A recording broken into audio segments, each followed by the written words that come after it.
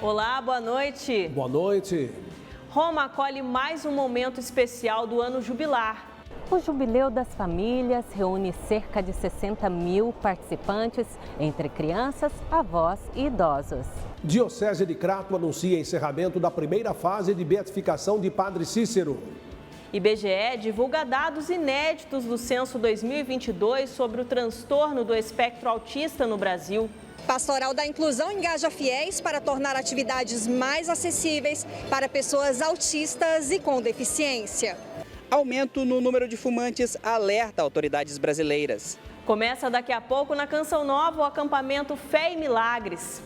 O Canção Nova Notícias está começando. Porque informar também é um gesto de esperança.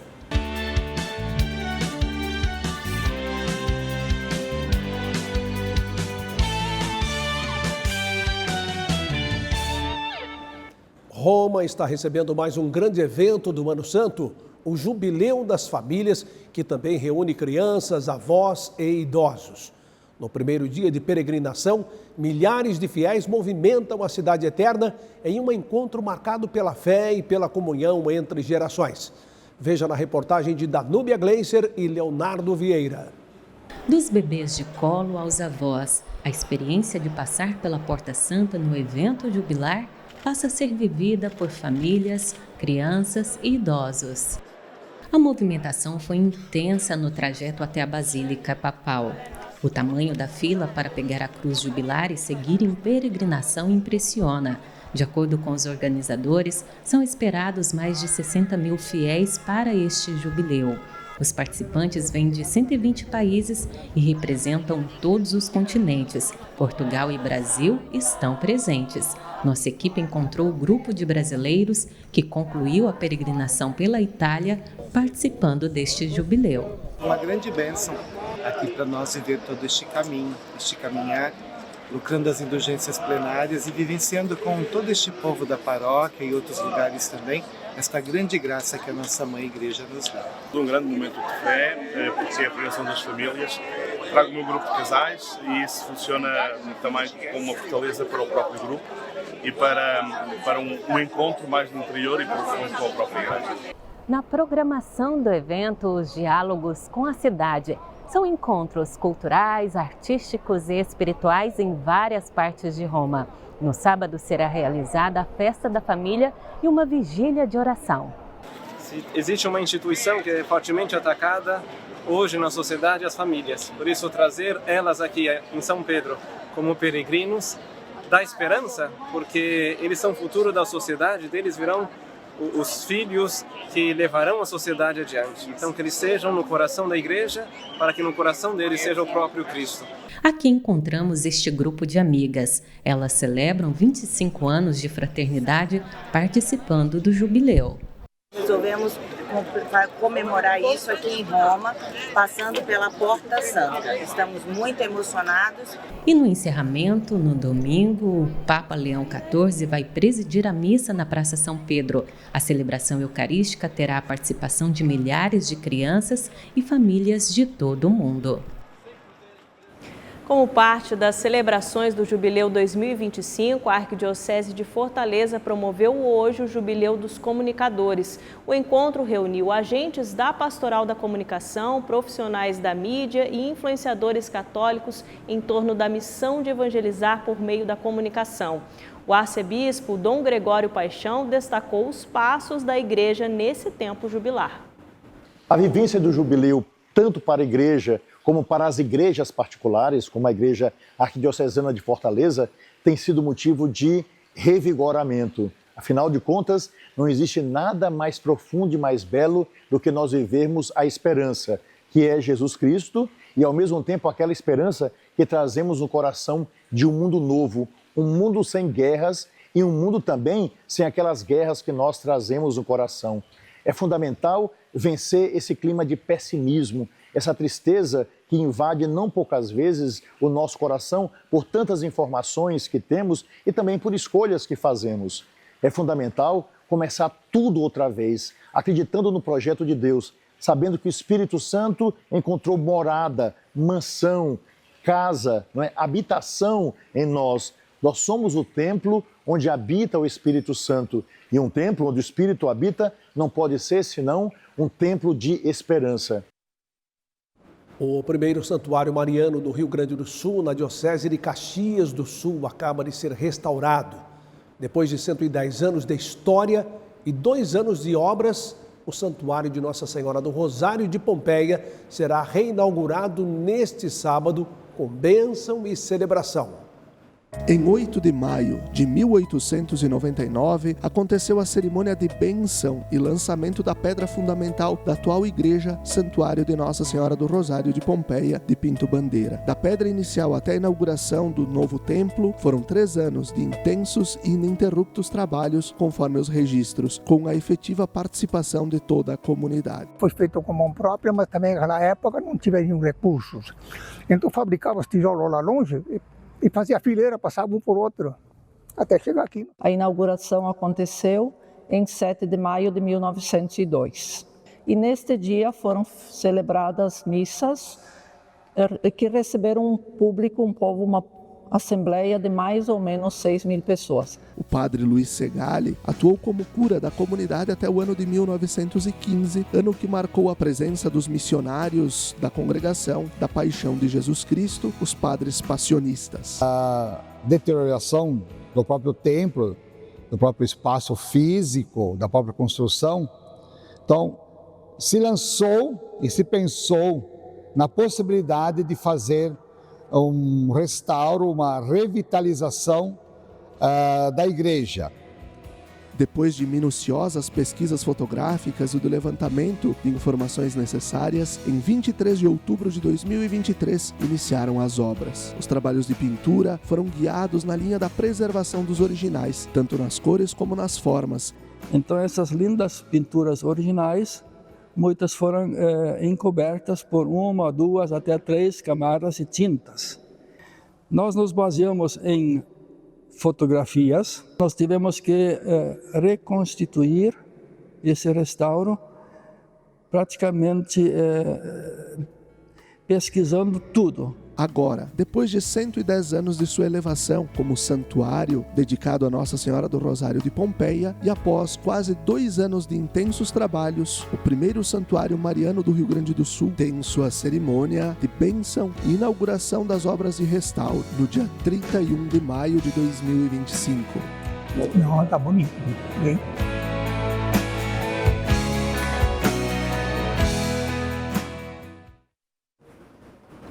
Ela acolhe fiéis e turistas, emociona pela beleza e inspira pela fé. A Catedral de Brasília celebra 55 anos como espaço de oração, encontro e indulgência neste Jubileu da Esperança. Uma programação especial marca esta data tão significativa para a capital e para a igreja. Entre as flores amarelas e o céu aberto de Brasília, a Catedral Metropolitana se ergue como um importante símbolo de fé. Foi um dos primeiros monumentos construídos na capital e segue encantando fiéis e turistas do mundo todo. É o símbolo mais importante para os brasilienses. Recebemos muitos peregrinos, muitos turistas e sempre é o nosso objetivo tentar acolhê-los da melhor forma possível, favorecendo ambientes de oração, de confissão. Inaugurada em 1970, a Catedral celebra 55 anos e acolhe fiéis com Partilha Brasília, projeto social da Arquidiocese. A gente oportuniza as pessoas virem a ter acesso a esses programas sociais, a visitar a catedral, conhecer esse ícone e depois rezar para poder ganhar as indulgências. A celebração de aniversário da catedral terá uma programação especial. Toque de alvorada, shows gratuitos e ações solidárias estão previstas ao longo dos 2 dias de evento. E neste altar, o ponto alto, a ordenação de 8 padres para a glória de Deus e o serviço da Igreja Católica. Perto da ordenação, o diácono Bruno Henrique celebra a alegria de viver esse momento no ano jubilar. Eu hoje olho para mim, para minha caminhada, neste ano do Jubileu da Esperança e digo, foi a esperança que me fez permanecer e chegar até aqui. Ele também se alegra por ser ordenado sob a intercessão de Nossa Senhora Aparecida. É ela quem é a nossa patrocinadora, digamos assim, a nossa patrona, a nossa mãe. O texto do novo Código Eleitoral, que passou pela Comissão de Constituição e Justiça do Senado esta semana, tem gerado críticas por enfraquecer a lei da ficha limpa. Já na Câmara dos Deputados, avança o projeto que estabelece o piso salarial para dentistas e médicos. Vamos então chamar a Aline Campelo, em Brasília, que traz os detalhes para nós. Ô Aline, boa noite para você. Uma ótima noite, Reinaldo, Fernanda e a todos que nos acompanham. Bem, segundo o ex-juiz Marlon Reis, um dos idealizadores da lei da ficha limpa, o novo Código Eleitoral em discussão no Senado não apenas enfraquece a norma, mas pode retroceder ao cenário anterior à sua criação. A proposta altera critérios de inelegibilidade para condenados por corrupção e outros crimes graves. Um dos pontos mais críticos é a mudança na contagem do prazo de inelegibilidade, o que passaria a contar a partir da condenação por órgão colegiado, incluindo o tempo até o trânsito em julgado, o que na prática pode reduzir o tempo fora das urnas e facilitar o retorno de políticos em condenações. Já na Câmara, a Comissão de Trabalho aprovou o projeto que cria o piso salarial de R$ 10.991 para médicos e dentistas, com carga horária de 20 horas semanais e reajuste anual pela inflação. O texto também prevê adicional de 50% para o trabalho noturno. Semana que vem a gente volta com mais destaques do Legislativo. Volto com você e Cachoeira Paulista. Uma excelente semana. Obrigado, bom fim de semana para você, viu, Aline? Começou nesta sexta-feira, em mais de 5.000 agências dos Correios em todo o país, o atendimento exclusivo para aposentados e pensionistas do INSS. O serviço é voltado para quem deseja consultar ou contestar descontos não autorizados nos benefícios. O atendimento presencial a aposentados e pensionistas é resultado de uma parceria entre a Previdência Social e os Correios. Cerca de 9 milhões de pessoas podem ter sido vítimas dos descontos indevidos feitos por associações. Ontem, ao programa de rádio A Voz do Brasil, o presidente dos Correios, Fabiano Silva dos Santos, deu detalhes de como o serviço vai funcionar.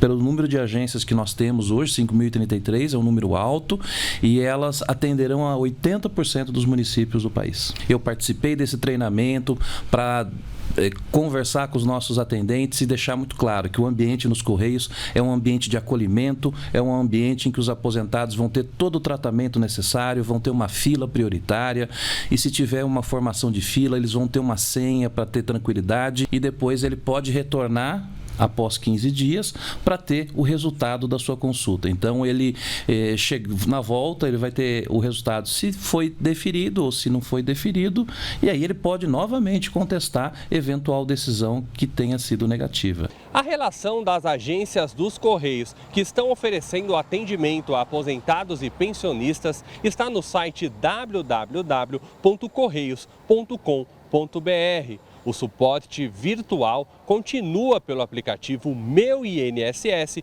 ou pelo telefone 135. De São Paulo, Flávio Rogério, para o Canção Nova Notícias. Os clientes do Banco do Brasil já podem utilizar o Pix automático. A nova funcionalidade permite o pagamento de contas recorrentes de forma programada e promete reduzir inadimplências e facilitar a gestão financeira. O Banco do Brasil foi a primeira instituição financeira do país a concluir a fase de testes do Banco Central e lançar o Pix automático para todos os clientes. A ferramenta facilita que pessoas físicas façam pagamentos recorrentes a empresas. O Pix automático permite agendamento de despesas como contas de luz, água e telefone, além de mensalidades escolares, de academias, condomínios, planos de saúde e serviços como streams, portais de notícias e empresas do setor financeiro. O Pix automático é gratuito para o pagador, que deverá emitir autorização prévia específica uma única vez para aquele pagamento pelo próprio aplicativo do banco. O usuário pode cancelar ou alterar a autorização a qualquer momento. O banco ainda manterá comunicação constante sobre o status das transações, incluindo aviso de liquidação e notificações sobre saldo suficiente. O Banco Central prevê que as empresas consigam diminuir custos com cobranças, uma vez que a operação não depende de convênios semelhantes aos dos débitos em conta e usa a infraestrutura já criada para o funcionamento do Pix. Os demais bancos devem aderir à ferramenta até dia 16 de junho. Novo levantamento do IBGE mostra que quase 2,5 milhões de brasileiros se identificam com o espectro autista. A igreja também se mobiliza. A Pastoral da Inclusão promove missas para conscientizar e tornar a igreja mais acessível. Pai da pequena Maria, de 6 anos, diagnosticada com autismo, Orlando Júnior começou um movimento nacional pela inclusão das pessoas com deficiência na vida da igreja. Não conhecia nenhum trabalho, nenhuma frente de trabalho dentro da igreja, de acolhimento, de evangelização, de catequese para crianças com autismo. O padre Paulo Roberto Rocha, da Paróquia Divino Salvador, na capital carioca, acolheu a proposta. Nossa paróquia, não é? Foi a primeira paróquia que realmente teve essa iniciativa de celebrar esta missa da inclusão. Foi assim um grande divisor de águas essa celebração. Reuniões virtuais com representantes de diferentes regiões do país agora tornam possível a iniciativa nacional pela inclusão das pessoas com deficiência na vida da igreja. A Pastoral da Inclusão é inclusão total. Nós queremos a plena participação da pessoa com deficiência na vida da igreja. Segundo o primeiro censo do IBGE sobre o transtorno do espectro autista, o Brasil tem 2.400.000 pessoas com o diagnóstico de autismo, o que equivale a 1,2% da população. Essa é a principal novidade do levantamento do IBGE, que pela primeira vez traz dados amplos sobre essa parcela da população. A pesquisa perguntou aos entrevistados se haviam recebido o diagnóstico de autismo por um profissional de saúde. Os dados também indicam maior prevalência entre os homens, 1,5%, do que entre as mulheres, 0,9%. No país, 7,3% da população são pessoas com deficiência.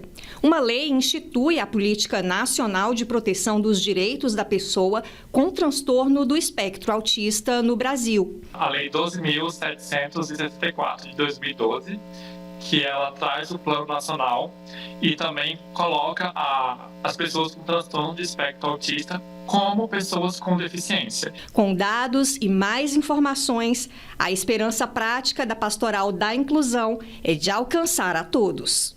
Levando a mensagem do amor inclusivo de Cristo para todas as paróquias. O reino de Deus é um reino inclusivo.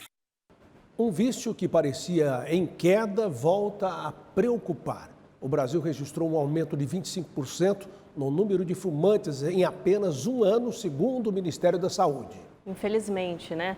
O avanço dos cigarros eletrônicos, popular entre os jovens, reacende o debate sobre os riscos do tabagismo. Lucas começou a fumar aos 14 anos, influenciado pelos colegas e pelas propagandas que via na TV. Naquela época, o cigarro era apresentado como símbolo de status e poder. O servidor público só abandonou o vício quando percebeu os sinais de que sua saúde estava piorando por causa do tabagismo. Hoje eu corro entre 8 e 9 quilômetros, eu faço atividades físicas. Mudou a minha forma de se alimentar, mudou a minha pele, mudou, o cabelo mudou, o organismo ele passou a trabalhar de uma forma diferente quando eu larguei o cigarro. E graças a Deus que eu larguei a tempo. Dados do Ministério da Saúde revelam um aumento de 25% no número de fumantes no país entre 2023 e 2024. É a primeira vez desde o início da série histórica que se observa uma elevação.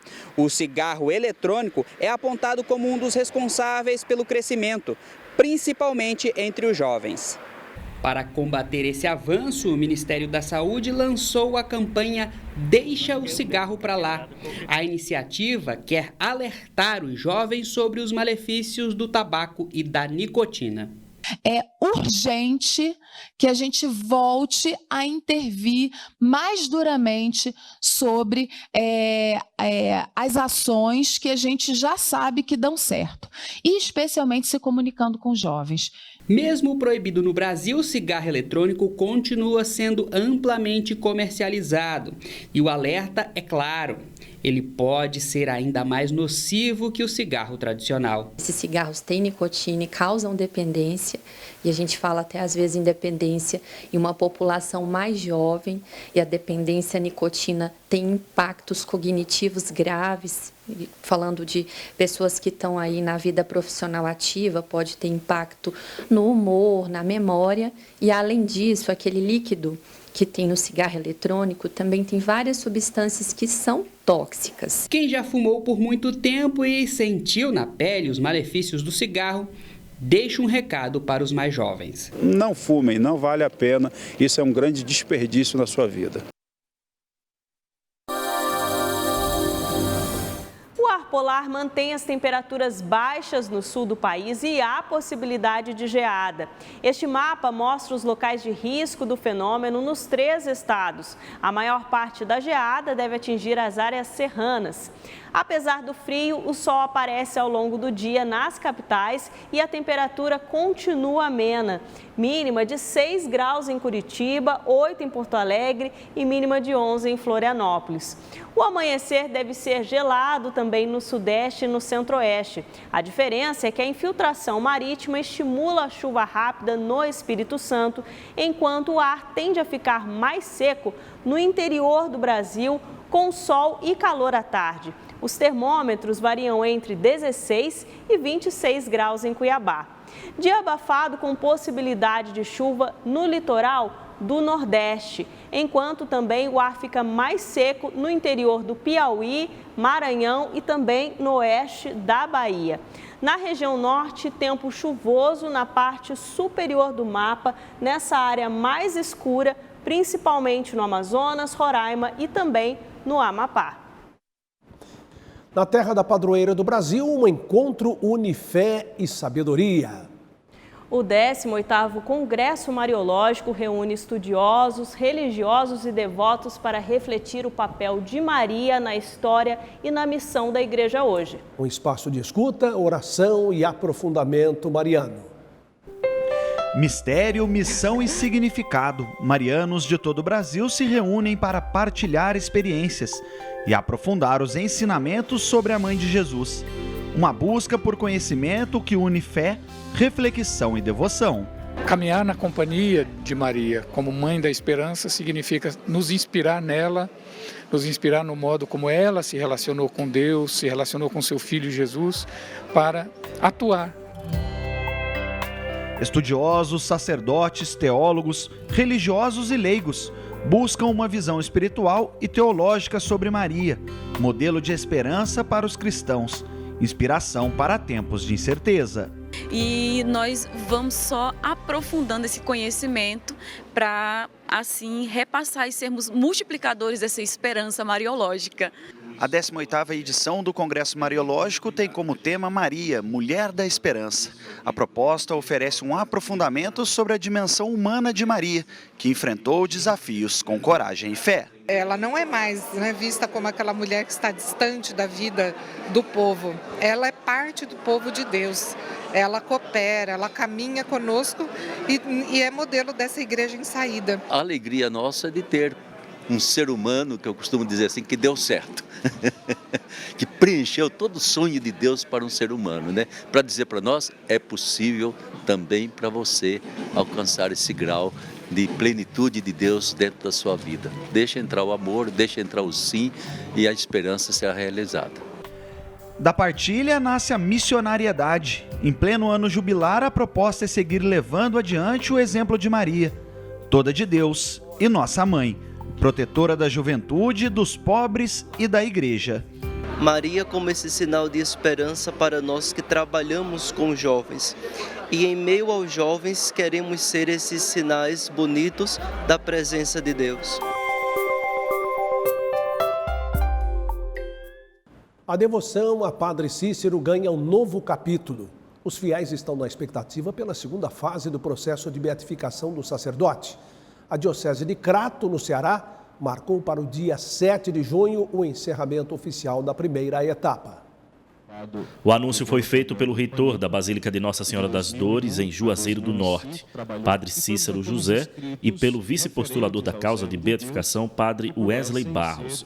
Nesta primeira fase, iniciada em novembro de 2022, foram reunidos testemunhos, documentos e provas sobre a vida e a fama de santidade de Padre Cícero Romão. No próximo dia 7, nós, concluindo todo esse material, celebraremos a missa em ação de graças pelo trabalho e faremos a sessão de conclusão, de fechamento da fase diocesana do primeiro inquérito do processo de beatificação do Padre Cícero, um inquérito sobre a vida e as virtudes do servo de Deus. Foi graças a essa perseverança, a essa esperança que os romeiros trazem no coração que estamos celebrando esse momento histórico, que é o encerramento da causa do Padre Cícero Romão no âmbito diocesano. A sessão de encerramento está marcada para o próximo dia 7 de junho na Basílica de Nossa Senhora das Dores. Todo o material reunido ao longo de quase 3 anos será então enviado ao Departamento para a Causa dos Santos, no Vaticano. Que consiste então na abertura desse material e análise e estudo conforme o protocolo normal do Dicastério para a Causa dos Santos.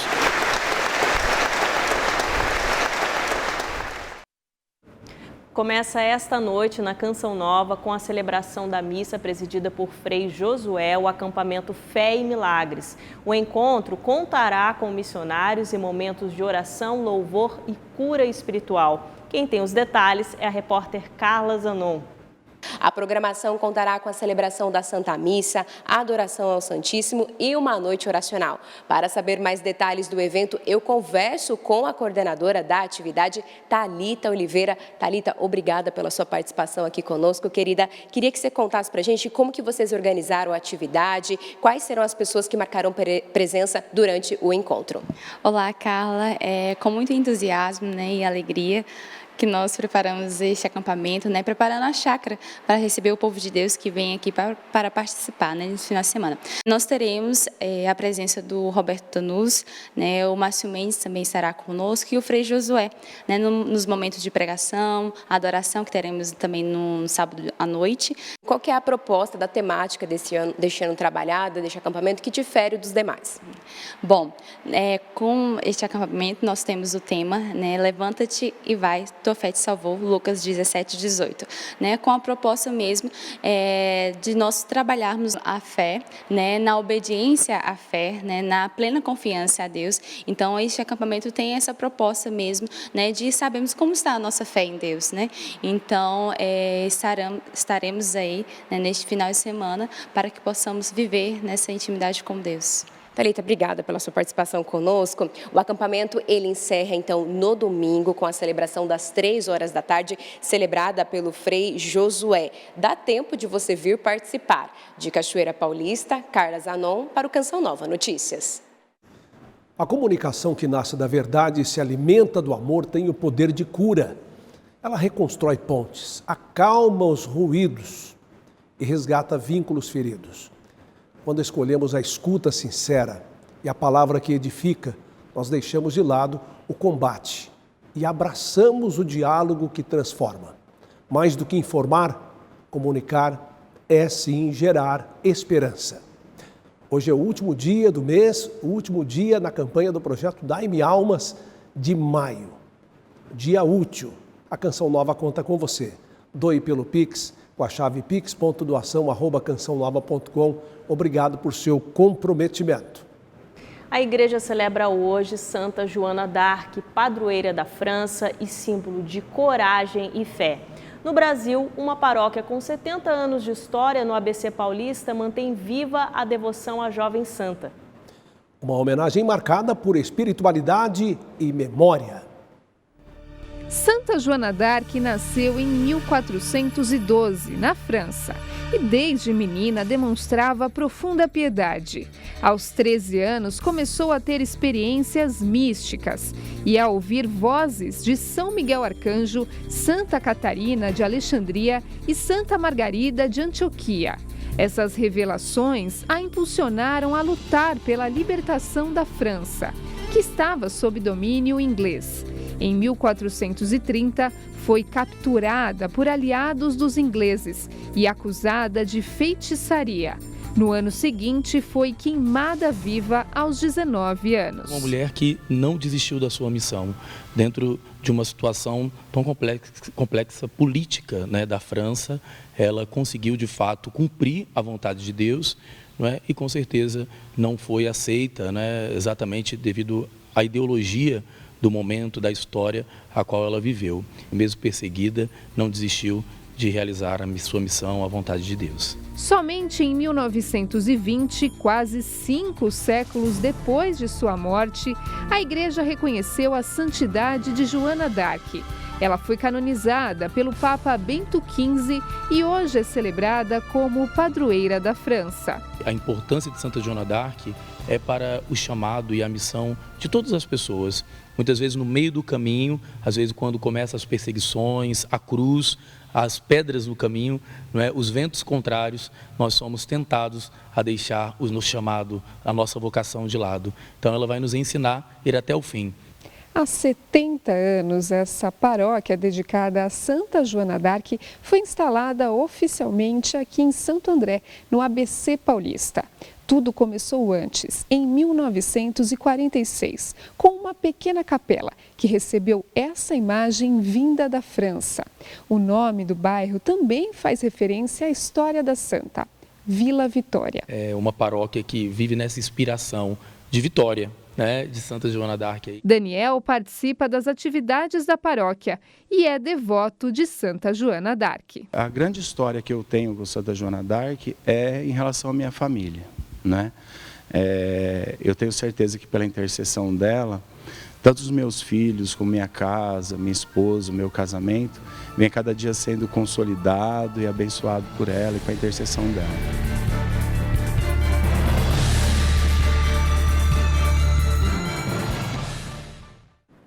E a gente aqui pede a intercessão de Santa Joana d'Arc. Então, nesse dia muito especial, principalmente para as paróquias que levam o nome de Joana d'Arc, porque ela é a padroeira da paróquia e de toda a comunidade.